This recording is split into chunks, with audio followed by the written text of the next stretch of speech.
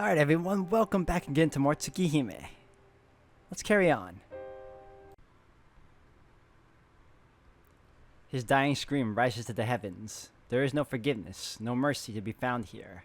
Her stake is a hammer of judgment, and its verdict is annihilation.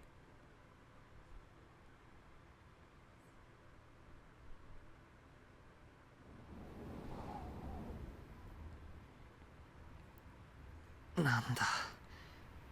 結局先輩だけでよかったんじゃないか。 I roll over to lie face up, looking towards the sky. Pride and shame do battle in my chest, but my heart and lungs cry for joy as finally I take a long, belated breath. I can't move a muscle. I can't even tell whether I'm still holding my knife. All I can be sure of is the throbbing in my skull and my rapidly fading consciousness. The pain in my skewered shoulder, the blood oozing from my shredded limbs. All of it feels dull, as though I've been anesthetized. I just about managed to slip on my glasses to soothe my headache before my batteries run completely dry. Tono-kun, しっかり生きていますか? Dimly, I hear Ciel's voice.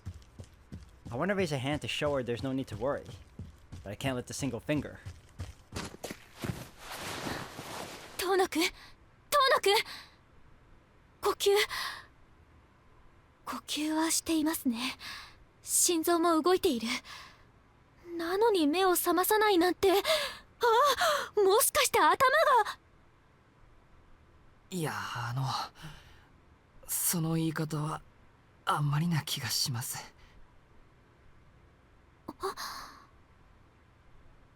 It's a good thing Ciel wrapped her arms around me and hauled me upright. With the blood finally draining from my head, I find the strength to speak. よかった。いえ、よくないです。なんかもうボロボロじゃないですか。無謀すぎます。なんだってあんなことをしたんですか? All of that seems so trivial now. She sounds genuinely flustered, though. I wish my eyes were working well enough to see her face. ですね。全くです。先輩の言う通り、無謀でした。本当に、めちゃくちゃ怖かった。I heave an enormous sigh. もう、今頃になってそんなことを言うなんて困った人ですね。でも、怖かったってどのくらい怖かったんですか? 噂に聞いた遠野くんの妹さんぐらい? 自覚してますからいじめないでください。こんなのは二度とごめんです。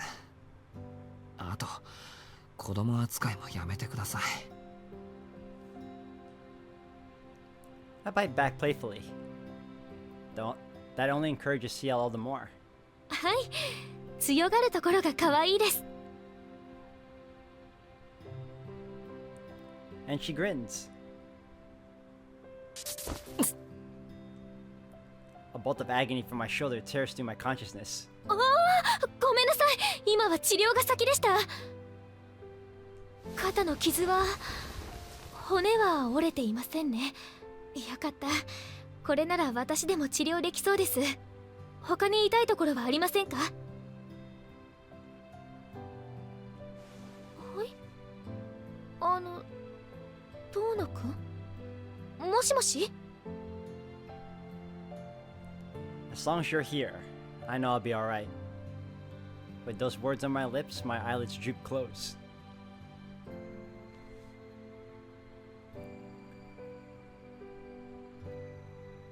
All I see is the moon above me. Its pale light recalls the face of my other, absent partner in crime, Arquaid. What should I say when I see her next?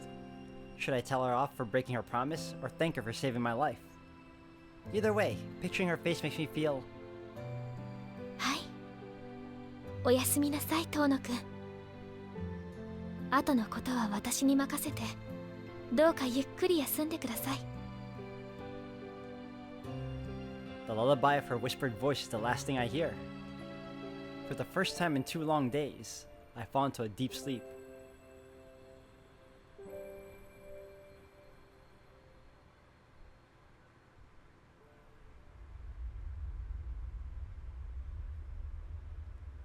The hell's that spider?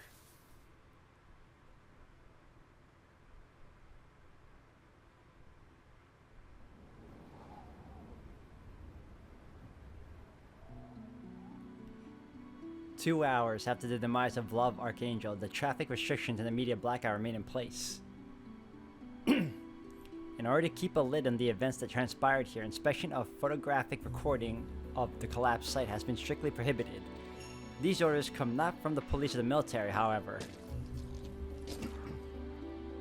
but from a blonde-haired, blue-eyed foreigner. Looking at him, he couldn't be more than 12 years old. おーおー、やりたい放題ってのはまさにこいつのことだよな。使徒のカタコンベに神祖の空想具現化ときた。日本ってのはアジアが誇る先進国じゃなかったのか。いつから中世の田舎町になりやがった。こんな大騒ぎは13年前のあれ以来じゃねえのか。おい、聞いてんのか、アンド。てめえの国の話をしてんだよ、俺は。俺に言われても困りますよ、坊ちゃん。ハイテク国家とか言われてますけど、そんなのもう10年も前の話ですし、技術も人間の程度も伸び悩んでるんすから、この国。愚痴じゃなくて、お叱りは所轄の代行者にぶつけてください。The black-haired man takes the blonde boy's abuse in stride. The battle-scarred crater stretches out before them. Its debris-strewn surface bustles with activity. Rescue squads were attempting to save what survivors they could, while a team of local police investigators milled about. None of them knew the truth of the supernatural incident. Their job was simply to deal with the aftermath without asking any questions. しかし、いいんですか、坊ちゃん。うちの連中使わなくて。あれ、どんだけ観光令引いても漏れちゃいますぜ。気にすんな。日本人は仕事熱心なんだろう。秘密厳守っていう組織の方針には従わなきゃな。よしんば話が漏れても噂止まりだ。事故現場に死体があるのは不思議じゃねえんだしな。そりゃ不思議じゃねえですけど、不自然ではありますよ。どこにこんだけの死体があったんだって話ですし。そりゃお前、ここで発見された死体は今夜ここにいた哀れな一般人だろうが、発見された死体イコールさっきまで生きていた人間ってのが自然だろ。マジですか？そんな方便で通るんすか？そこを通すんだよ。いやー、公園だったのが幸いしたぜ。無関係な人間が山ほどいたことの理由になる。理由さえあればあとは力仕事だわな。何のためにうちのジジイが権力ばらまいてると思ってやがる。抑えるのはトップだけでいいんだよ。下っ端や真ん中が不審がっても関係ねえ。最後にまとめる人間が握りつぶせばそれでおしまいだ。はあ、そりゃつらい。そっか、そういう風に闇に葬られてきたのか。坊ちゃん、その年でエリートコースまっしぐらっすね。家柄的な話プラス精神的な話で、なんかこう、もっと年相応の遊び心とかないんですか？あるか、んなもん。ガキってのは基本つまらねえもんだって忘れたのか、30歳。ほら、無駄話してねえで監督してきやがれ。ヤバめな証拠は隠滅しとけよ。へい、上司の命令とあれば喜んで。あれでもちっと緊張感があれば使えるんだがな。あの捨て鉢さはなんだ。若い頃に挫折でもしたのか、カリウス。私にはとんと安藤の私生活に興味はありませんので。That's a new character. I never saw him in the previous route. 3年前、悪徳司祭の内部告発を決意したものの、最後の最後で金に目がくらんだ恋人に裏切られ、故郷を追われ、失意の果てに父方の祖国であるこの国に島流しになったということぐらいしか。また先月は金融機関に3万円ほど返済をした後、6万円ほど追加の融資を受けたようです。十分知ってるじゃねえか。まあ仲がいいのはいいことだ。当面俺の下はお前と安藤だけだからな。チームワーク磨いとけよ。マリオ様のご命令とあらば承知いたしました。おお、仲良くな。じゃあそろそろ報告でも聞いとくか。あの使えない方の女通していいぜ。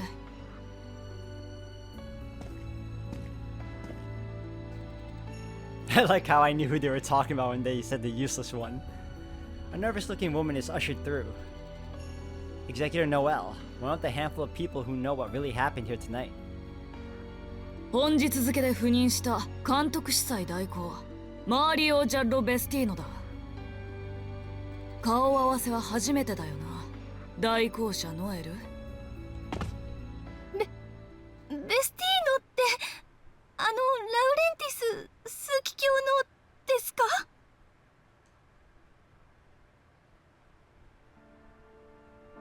There is a good reason for Noah's astonishment. No disciple of the Holy Church could fail to recognize that name, or what it signifies. At the top of the Holy See stands the Pope, but he held aloft by the 128 cardinals beneath him. The power of the Church is concentrated in the cardinals, and the most powerful of them is Cardinal Laurentis. This man, the Pope in waiting in all but name, has a grandson, Mario. Naturally, they are not related by blood. As cardinals are celibate, they traditionally adopt children to raise as their successors. The Holy See values character, not blood. Only the most pious, the most learned, the most morally steadfast are chosen to uphold the house of God. In principle, anyway. In reality, Cardinal Laurentis has an open secret. While he has been undeniably generous in his patronage, many have noted a certain similarity between his supposedly adopted children's features and his own. He is known to the laity as a lecher in choir dress, a fraud who purchased his seat with money and power. Of course, those of the clergy close to the Cardinal Laurentis know him to be pious, prudent, and compassionate, in all aspects but one. He is the model priest. His sexual proclivity is the sole blemish on an otherwise pristine record. Cardinal Laurentis holds Mario in particularly high regard. Ostensibly, he is the Cardinal's grandson and is considered by many as his overdue successor. The expectations heaped on Mario's shoulders are evident in the fact that he wears the name Bestino, Laurentis' former surname, from his years in rural obscurity. None of his more than 20 brothers are granted the same honor. In short, this boy is an heir apparent to veritable church royalty, albeit royalty that has turned reclusive in recent years. No believer could blame Noelle for being struck dumb by such a figure. Though this does raise a question in her mind. If this boy remains in his homeland, he has a secure future in the highest echelons of the church. So why is he here alone in an island nation on the other side of the world? でも本当に。ああ、なんだ、免許証でも見せてほしいのか。てめえ、俺がガキだからって舐めてんのか。そんなことは決して。でも枢機卿のお孫さんにしては若すぎるような。そりゃ若えだろ。ジジイが100歳超えてから愛人に産ませたガキだからな。今年で12だ。恐れ入ったか。しかもまだ弟がいるって話だ。ったく、うちのじい様は吸血鬼以上の絶倫だぜ。マリオ司祭代行、今の発言はOh, you can tell this kid doesn't care. ただの愚痴だ。聞き流せ。てめえもそこまで信心深いって腹じゃねえだろ。無理してらしい反応してんじゃねえよ。んなことより本題だ、本題。事の始まりには間に合わなかったが、最後の締めだけは見せてもらったぜ。はい。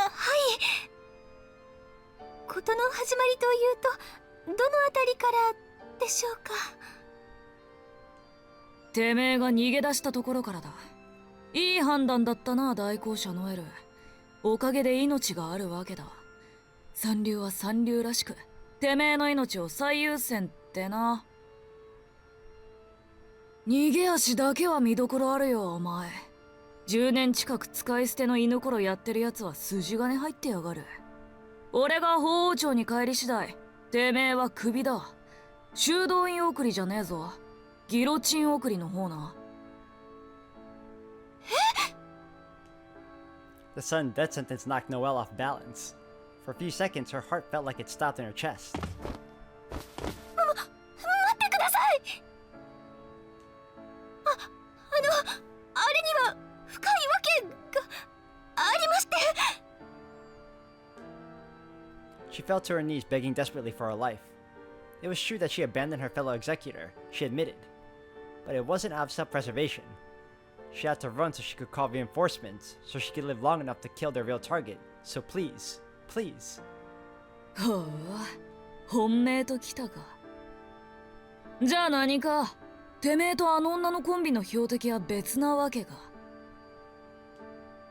そうなんです。嘘じゃありません。法王町に問いただしていただいても結構です。司祭代理ならそれぐらいできますよね。そうでもねえんだよ、間抜け。てめえの相方は埋葬機関だろ。あそこは治外法権だ。ジジイの意向も奴らにだけは届かねえ。てめえらがこの町にいることも今知ったばかりだよ。っていうか、司祭代行なんざただの肩書きだろうが。現場において代行者はその事変が収束するまで独自の権限を認められる。うちの絶対のルールだろ。親の七光に目がくらんでるんじゃねえよ。じゃあ今のは嘘ですか？嘘じゃねえさ。偽らざる俺の本心だ。こんなガキの身分じゃそんな権限はないってだけでな。だがまあ、いい話は聞けたよな。本命ってやつの話を聞かせてもらおうじゃねえか。てめえとあの女、一体いつから潜入調査なんざしてやがった？ Noelle realizes her mistake, but it's too late to hide it. Reluctantly, she relays the results of her and her fellow executor's month-long investigation.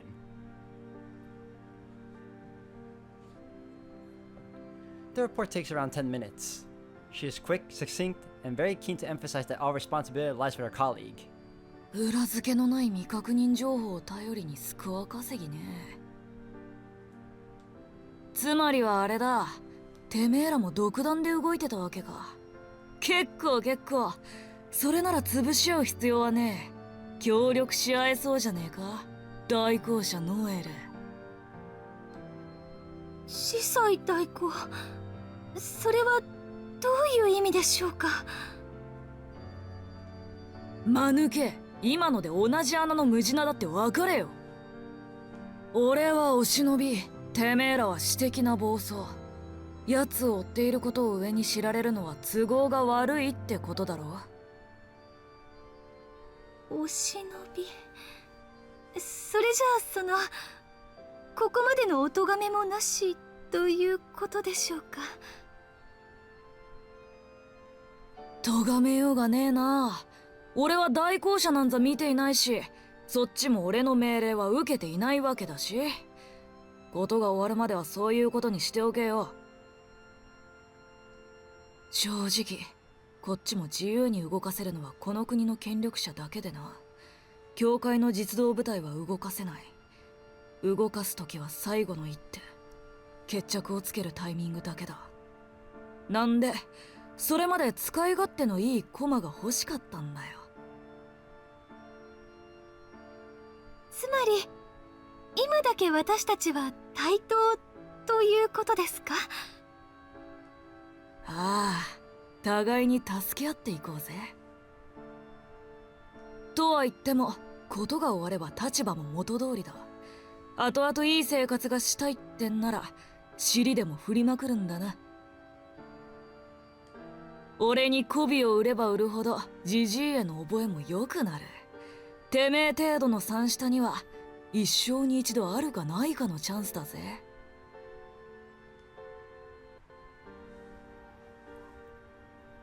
Executors might enjoy executive authority in the field, but their position within the church's hierarchy is relatively low. Their unique privileges and freedoms come at a price of any opportunity for advancement. They are disposable soldiers traveling from battlefield to battlefield until one claims their life. As such, Mario's offer represents an unbelievable stroke of fortune. However, Noelle knows better than to take it at face value. As attractive as the prospect of promotion might be, she has no guarantee he will keep his word. Above all else, he clearly views her with contempt.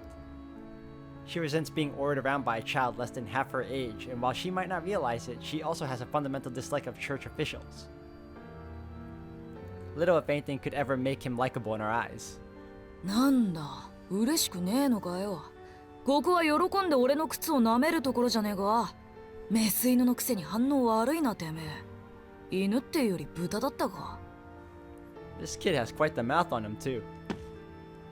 いえ、そんなことないですよ。降って湧きすぎた幸運に慣れていないだけというか。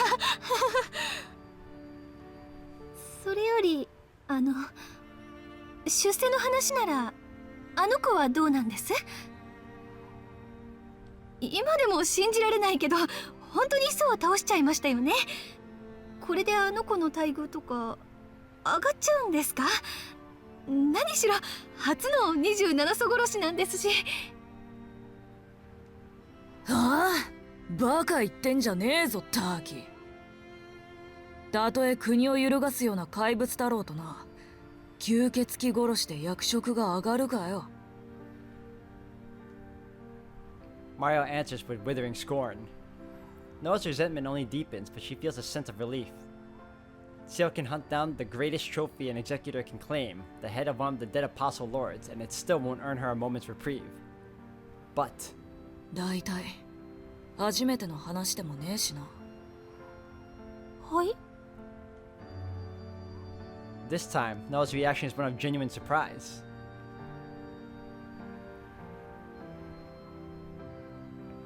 The acting prelate, so out of place in this eastern land, looks out across the crater. だから初めてじゃねえんだよ、あの女の27層殺しは。森と城を含めてこれで3体目だ。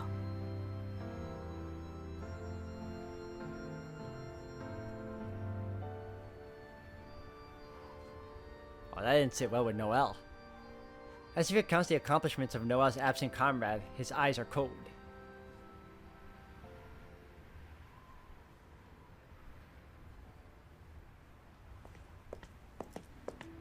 ただいまーす。あれ、下からちらっと見えた可愛いお嬢さんはもうお帰り？ガリウスに送らせた。今後の打ち合わせもあるからな。埋葬期間の方は話にならねえが、あの女は分かりやすい。人参ぶら下げりゃ死ぬまで走る玉だ。で、そっちはどうだ？いやー、なんも残っていませんわ。使徒にとっての聖典、吸血鬼の痕跡ってやつ、死体も残ってないですし、あの代行者が回収しちまったみたいですね。またかよ、あの甘。戦利品はきっちり上納するもんだろうが、組織の上下関係なめてんのか？いやー、そんなわけのわからないものを押し付けられても困りますけどね。餅は餅や、化け物は化け物殺しにでいいじゃないですか。だから化け物殺しが化け物になったら困るんだよ。いい、てめえはしばらくここの監督だ。明日にはこの土地の持ち主様が来るから顔合わせとけ。俺は町の把握がてら真相の様子を見てくる。定時連絡忘れないようにな。え、坊ちゃんが直々にそんな地味な肉体労働？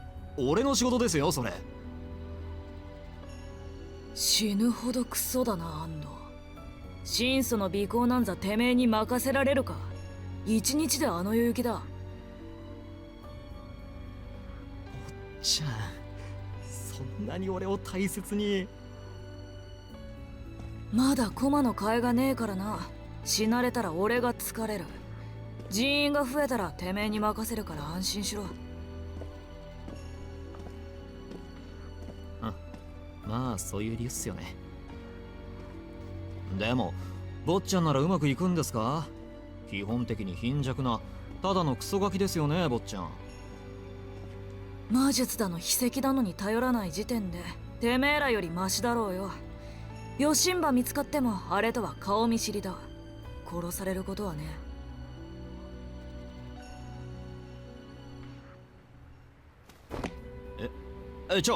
数奇表のボンボンが吸血鬼と顔見知りって、それスキャンダルどころの話じゃないですよね。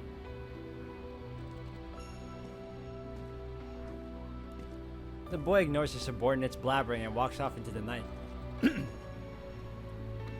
has reconnaissance to do, preparations to make, and afterwards, a vampire princess to visit.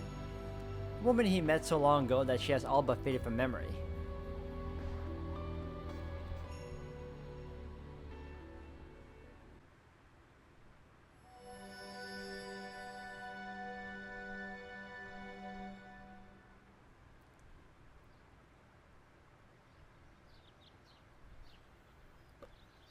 Soft rays of sunlight stir me from sleep.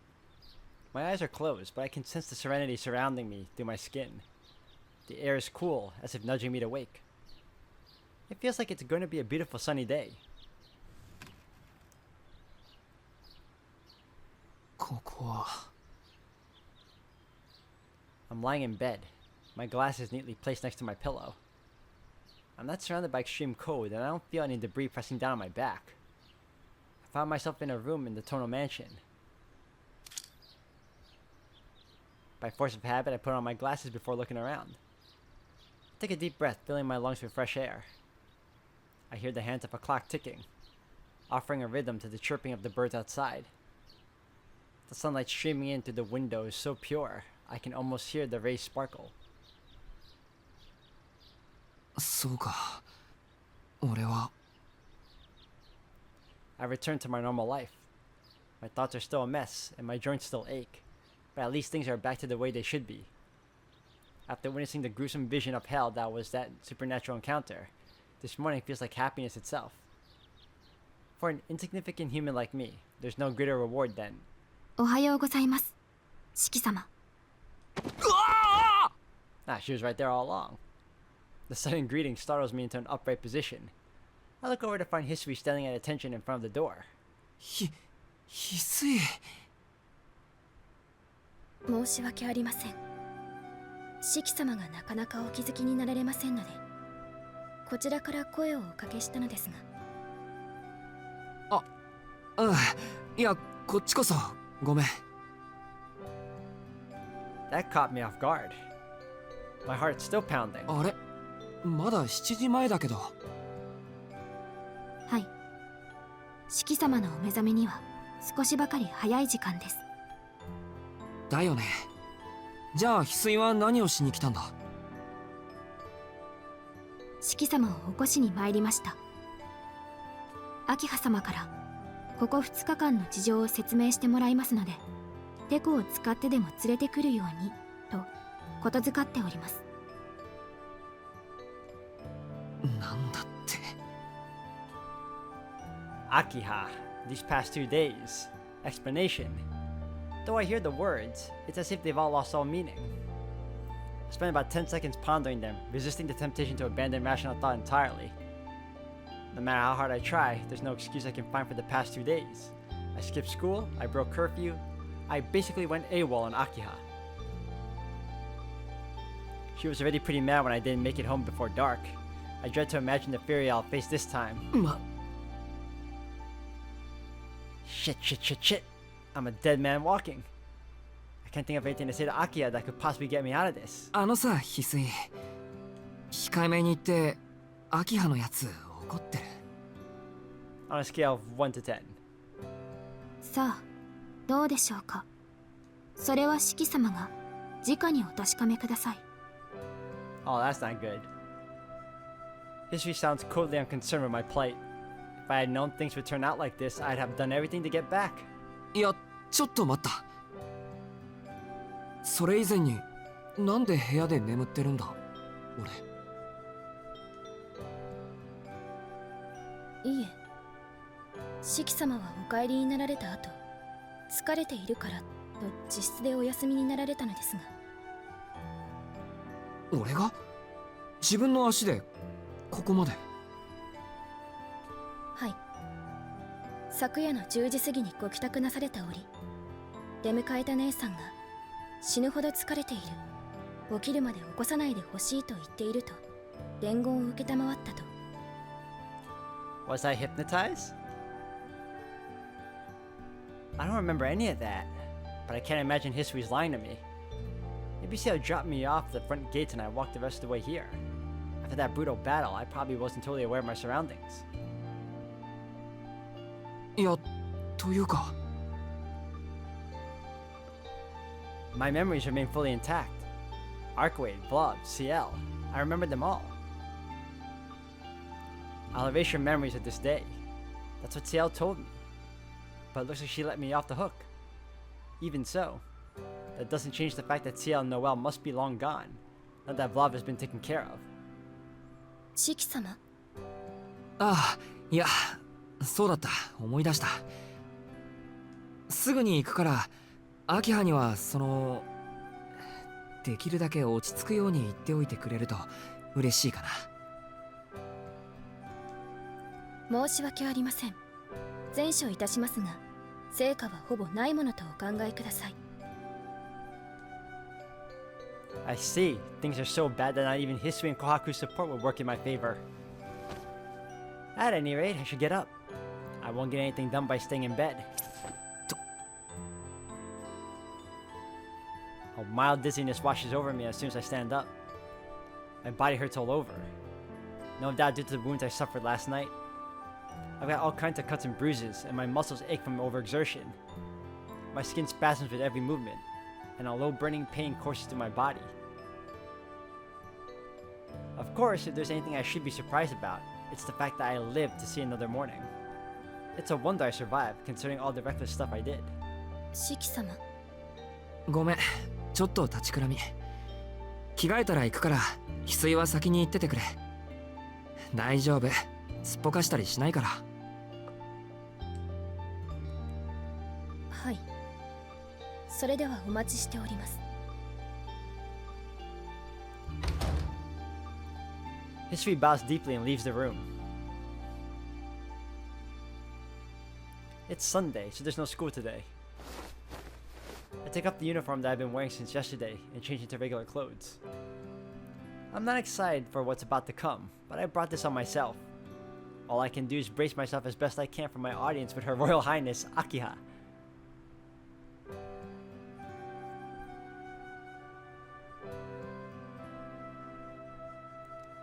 I go down to the first floor, pass through the lobby lit brightly by the morning sun, and arrive at the east wing. On the other side of this door is a terrifying demon eagerly awaiting to hear her pitiful brother's excuses.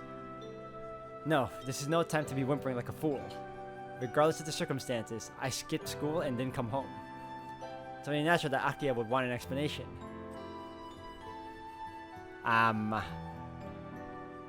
Tell her the truth, apologize properly. We're gonna have to save here.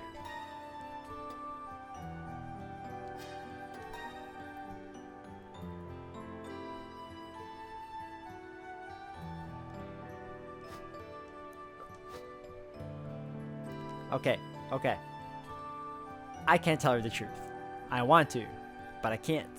And I definitely will not come up with an excuse, so I'm just gonna apologize. そうだな。それが一番いいと思う。I can't tell her about Arkwade or Vlav. They just sound like a bunch of nonsense, and I shouldn't get Akia involved in this mess anyway. So the truth is a no-go, but at the very least I owe her an earnest apology. よし、行くぞ。I take a deep breath and open the door to the parlor.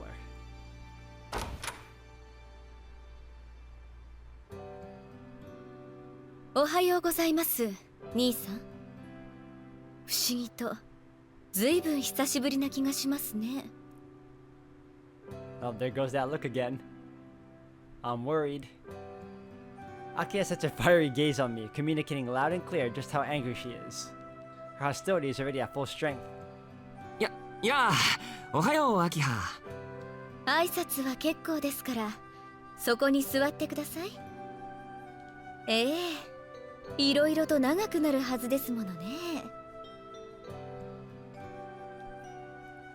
There is an absolute irresistible force in Akia's words that shuts me down. Yet I see a glint in her eyes that suggests she's enjoying this. They're glowing as if this is her long-awaited opportunity to lock up a criminal she's been chasing for years. 兄さん、おう、座りますとも。All thoughts of escape have been dispersed by Akia's glower.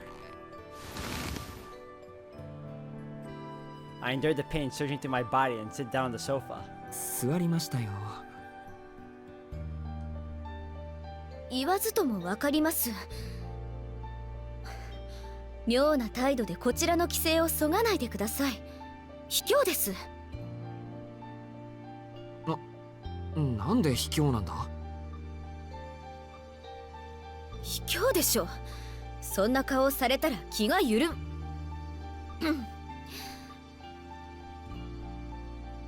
I like that face she makes, man. Akia stops herself mid-sentence with a cough, then sharpens her glare further yet.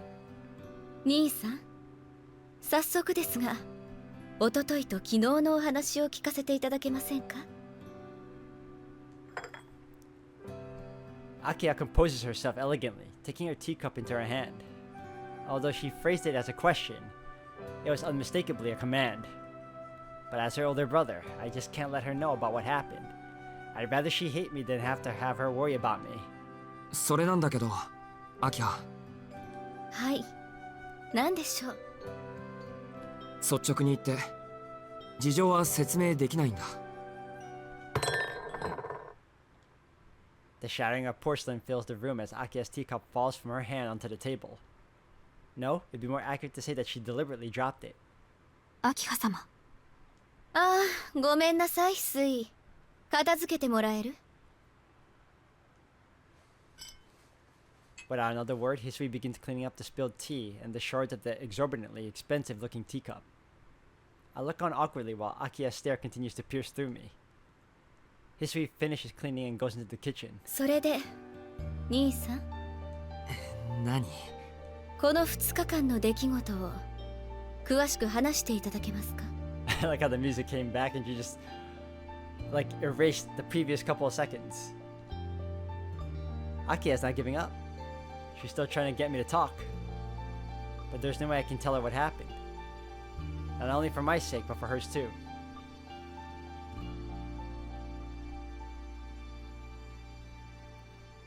Akia can never know the truth. アキハには余計な心配をさせて悪かったと思ってる。連絡を入れなかったことも謝る。だけど、話せないことは話せない。私に悪いと思っているのに話せないんですね、兄さんは。弁明もしないのですか？いや、それは。There's a lot of stuff I'd love to clarify, but 言い訳のしようがないので。でも、この2日間、悪いことはしていない。そう信じたい。I can only describe these past 2 days as an endless flurry of death and carnage. But I want to believe that I made the right choice. I gotta help Arkwade, of course, but I don't regret any of the choices I made in the past 2 days. Even if we weren't fast enough to save everyone, there'll be no more talk of blood-drained murder victims on the nightly news. ごめんな、アキハ。迷惑をかけるけど、これ以上は聞かないでくれ。Akia stares deep into my eyes. An uncomfortable silence fills the space between us. そうですね。 Oh, 考えてみれば、兄さんにも事情があるのでしょうし、私がそれに深く干渉することはできませんものね。悪い。そう言ってもらえると助かる。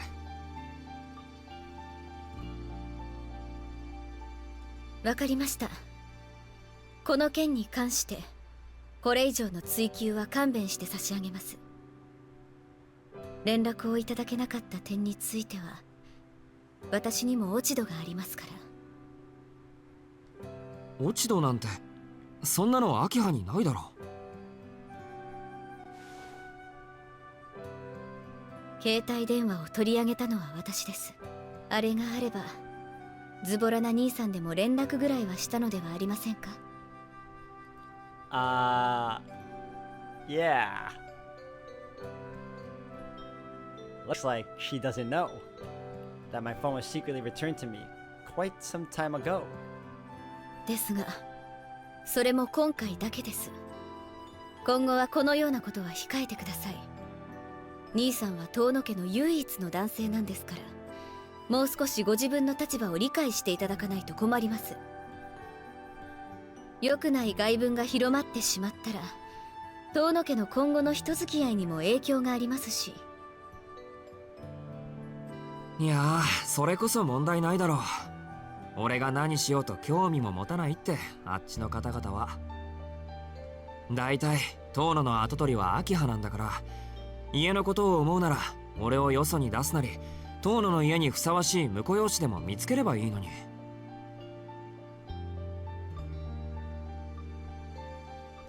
I met with silence once more. I wonder what I might have caused it this time. どうした？気分でも悪いのか、秋葉。結構です。私を気遣う余裕があるのでしたらご自分の体調を気にしてください。慢性的な貧血持ちなんですから、兄さんは。She's right. I do collapse frequently due to my anemia. ともかくあまりお一人で屋敷を出ないでください。そうでなくとも近頃の町は物騒なんです。兄さんみたいにぼーっとしている人は通り魔に襲ってくださいと言っているようなものなんですから。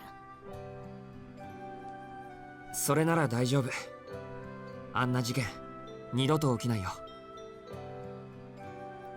Our town had been beset by a serial killer, called a modern-day vampire in the news. The killer lurked in the darkness, striking terror into the hearts of men. No suspects have been found. But all of that is in the past now. は？吸血鬼はいないってことだよ。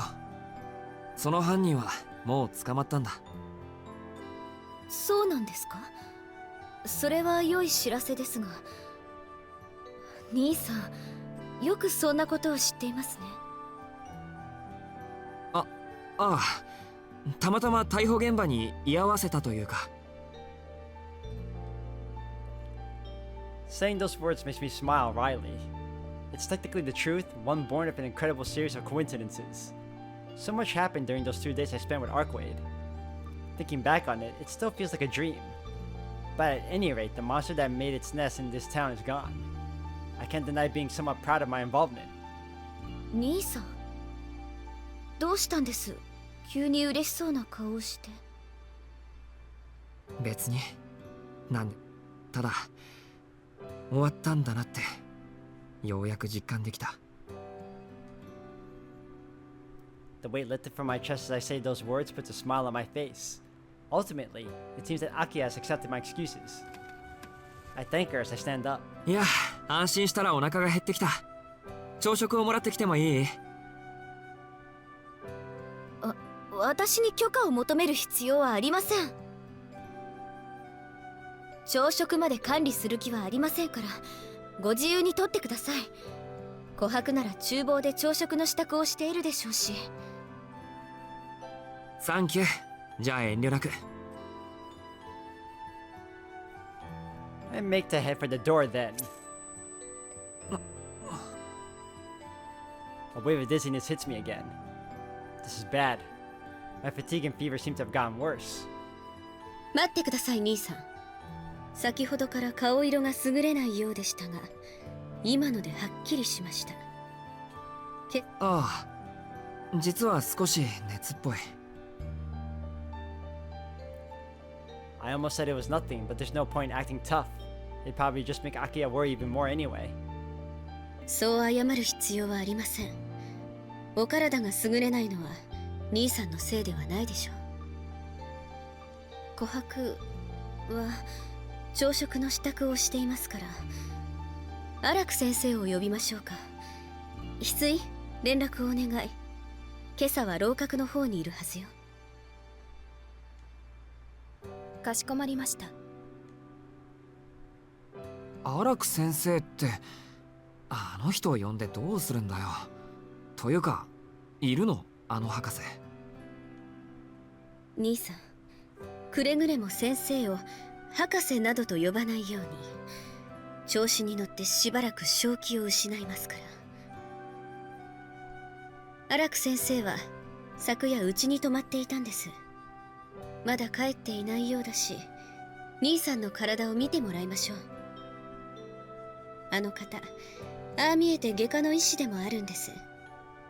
ここで暮らすのなら頻繁に会う人ですから、これを機に親睦を深めてください。外科。I'm about to say that I'm not injured, but I stopped myself. After all, I have 100 abrasions underneath these clothes. The problem is that if I get examined here, Akia will find out about them. 診察なら俺の方から行くよ。あの人楼閣にいるんだな。Wait, we have an annex? ここで結構です。楼閣は遠いですから。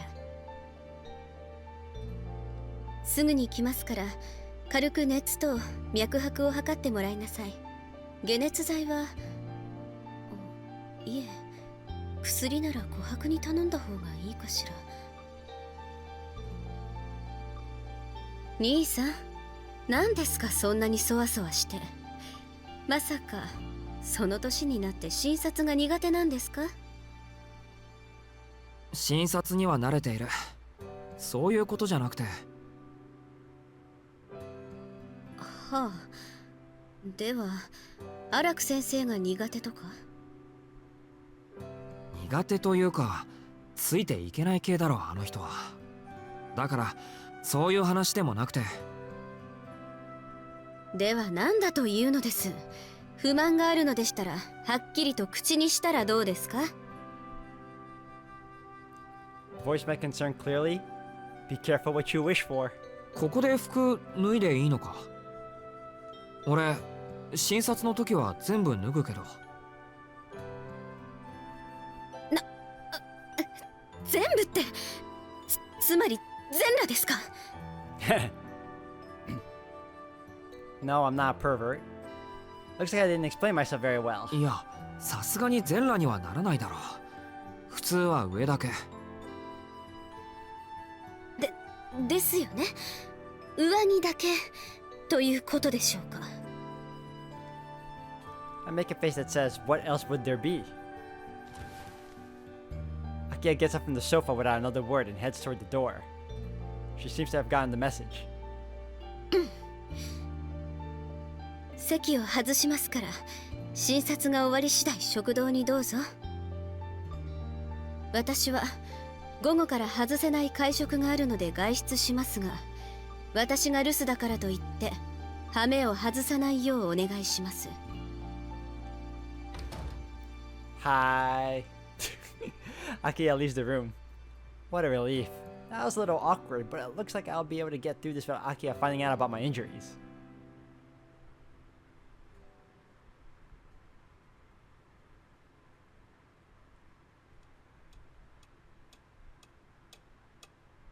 I wait by myself in the parlor. After about 10 minutes, I see Arak approaching through the window, facing the courtyard. She cheerfully cuts across the grass. Someone seems to be in a good mood. But if she's coming from the courtyard, does that mean the annex is outside the mansion proper? はーい、おはようちゃん。 That energy. 朝から体をいじってほしいとか？しきちゃんったら超いいじゃん。私、シチューみたいにたぎった思春期少年病の餌食になっちゃうのかしら？ Arak enters the parlor straight from the terrace instead of going to the mansion. すみません。別に悪いところはないし、めまいも収まったんで帰ってもらっていいですか？ああ、しきちゃんたら堅物ちゃん。身持ち硬いとか今時流行んない。でもそんなところが一流のサバイバーなのかしら。情弱死すべしな世の中ですし、目の前のごちそうをほいほいはらませてたら玉がいくつあっても足りないってことかしら。いやー、さすが雑食動物、本能のように否認してる。 This doctor is something else.